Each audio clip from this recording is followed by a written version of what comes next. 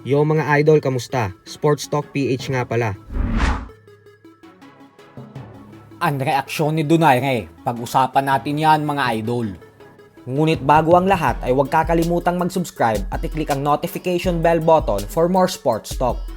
So bago nga po sumampa sa ibabaw ng lona kahapon ang Pinoy boxing legend Nonito Donaire Jr., ay binisita ito ng undisputed super bantamweight champion Japanese monster Naoya Inoue sa kanyang locker room para batiin ito at magpakita ng kanyang mataas na respeto sa Filipino boxing legend.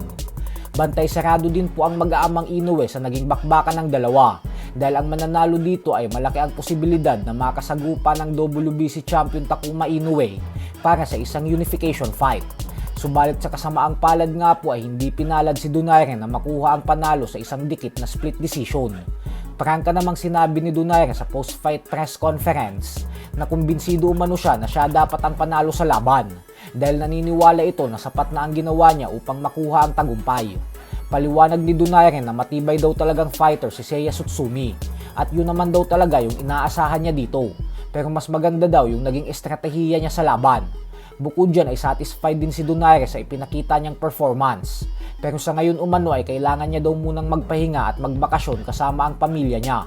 Nilinaw din ni Nonito na ang patuloy na paglaban niya sa boxing ay hindi dahil sa pera o para sa kanyang legasiya at bagkus sadyang mahal na mahal niya lang daw talaga ang sports ng suntukan.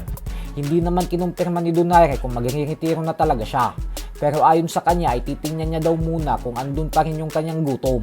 Ipapaubayan niya na umano sa kanyang asawa na si Rachel ang desisyon patungkol sa kung magpapatuloy pa siya sa boxing o tuluyan na siyang magre-retiro. Habang ang mga fans naman ay nananawagan ng magretiro na dapat si Donaire gawa ng maedad na daw itong 43 anyos. Sa kabilang banda naman mga idol ay kasabay nga po ng laban ni Donaire kahapon ay sumampa din sa ibabaw ng lona ang former WBO Junior Middleweight Champion Tim Tszyu sa baluarte niya sa bansang Australia, kung saan nakasagupa niya naman ang undefeated knockout artist na si Anthony Velasquez. At dito nga po ay pinakita ni Tim Tszyu sa lahat na dapat pa rin siyang katakutan ng mga fighters sa dibisyon niya matapos niyang talunin via lopsided unanimous decision si Velasquez sa score na 100-90 at 100-91.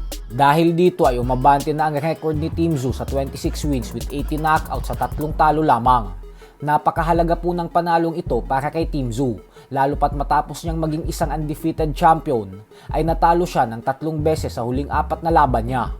Pero ganun pa man nga po ay sa kabila ng tagumpay ni Tim Tszyu kahapon ay kumbinsido pa din ang mga fight fans na matatalo pa rin daw ito sa oras na lumaban ito sa mga kampyon ng dibisyon niya. At mas mabuti daw na manatili na lang ito sa Australia at wag na ulit lalaban pa sa Amerika. Nang sa ganun umano ay wag na ulit itong matatalo at mananockout. So hanggang dito na lang po muna tayo mga idol.